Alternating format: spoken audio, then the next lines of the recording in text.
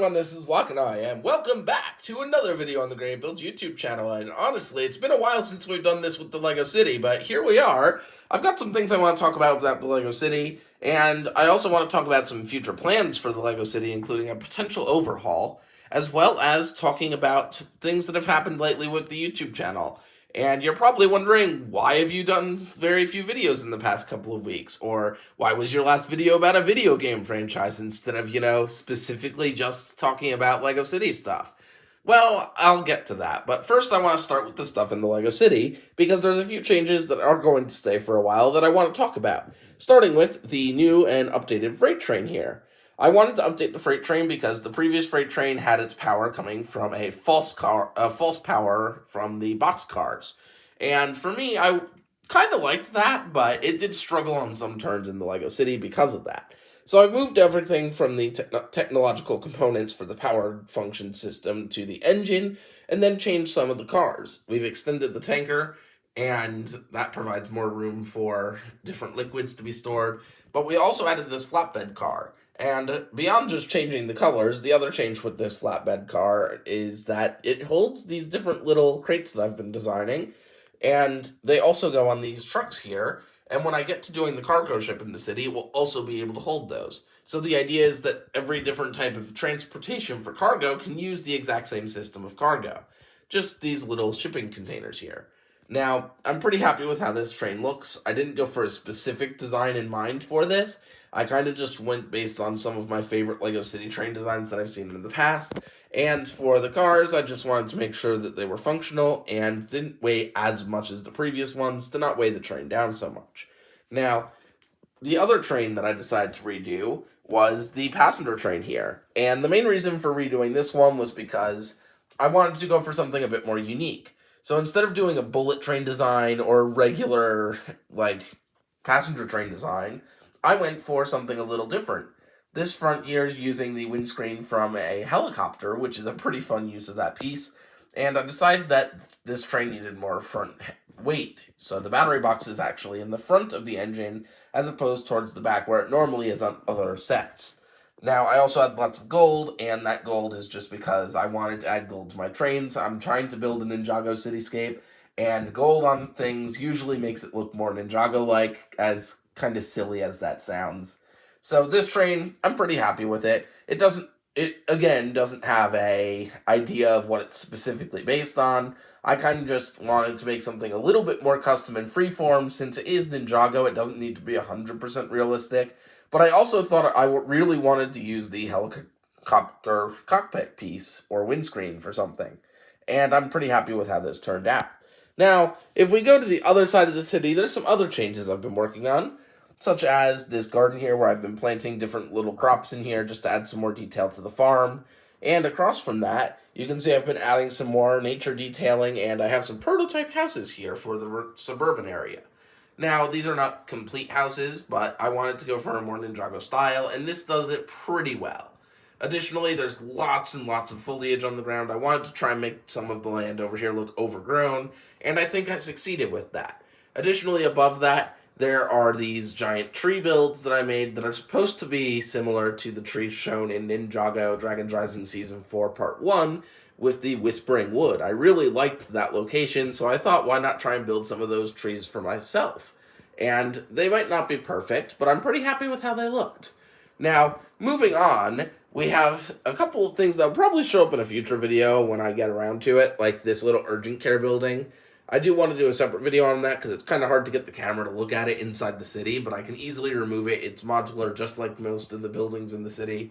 So I'll talk about that when I get to that and at another date.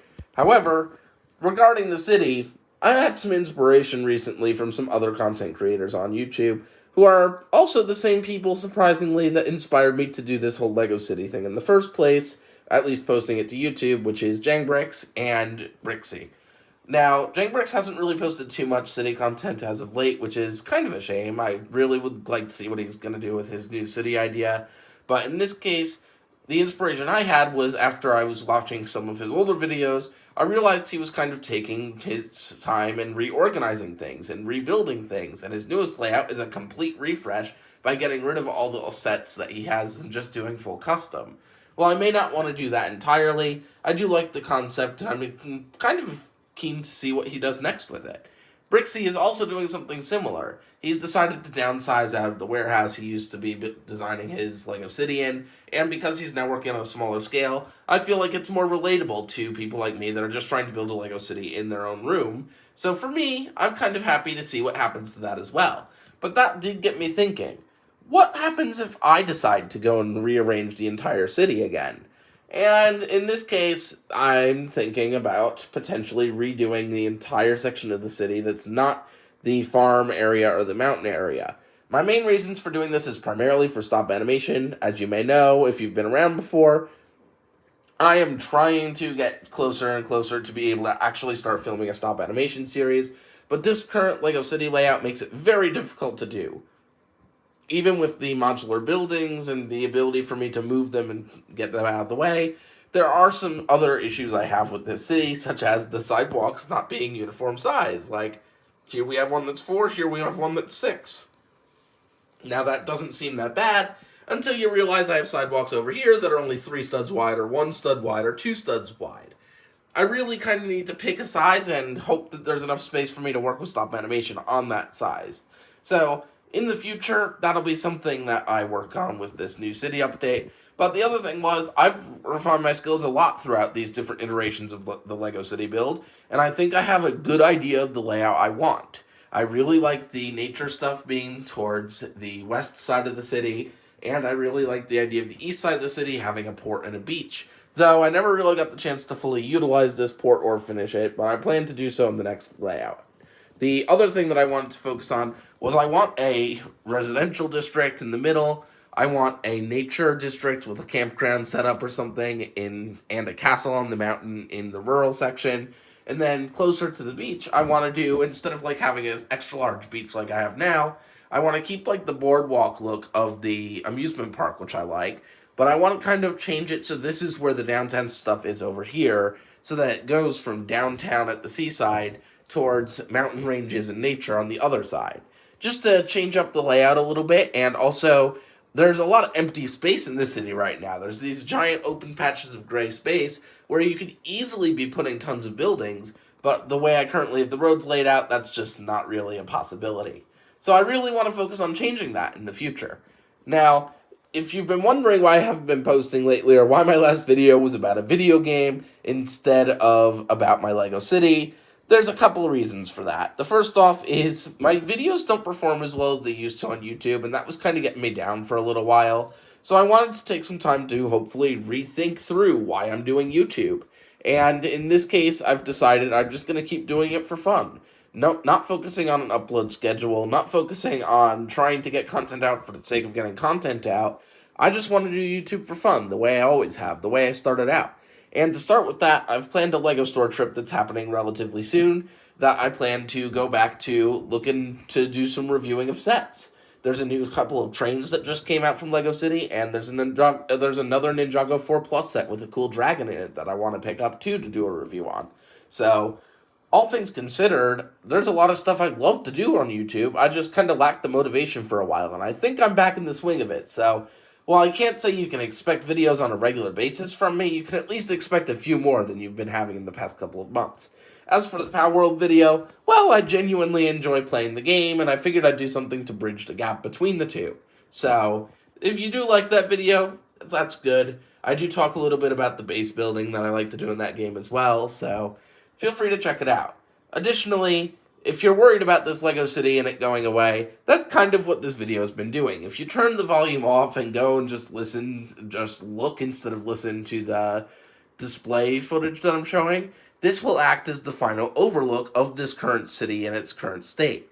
I wanted to kind of showcase everything so that there is, in this world on YouTube, a perfect recreation of and a good look at what this city looked like.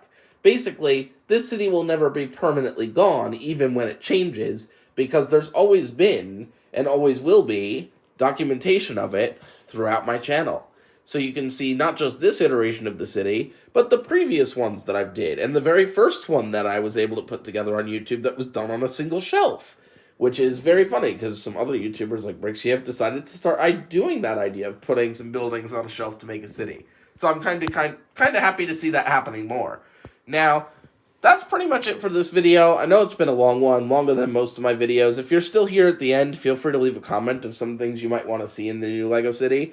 As I said, I'm still redoing the residential houses. So if you have any ideas for a Ninjago-inspired city, or ideas of how I should do like the castle-like ruins idea, feel free to just send them in the comments. Some of my favorite videos have been done based on ideas I got from the comments, such as adding the other train stations to the LEGO City, which I still love those to this day.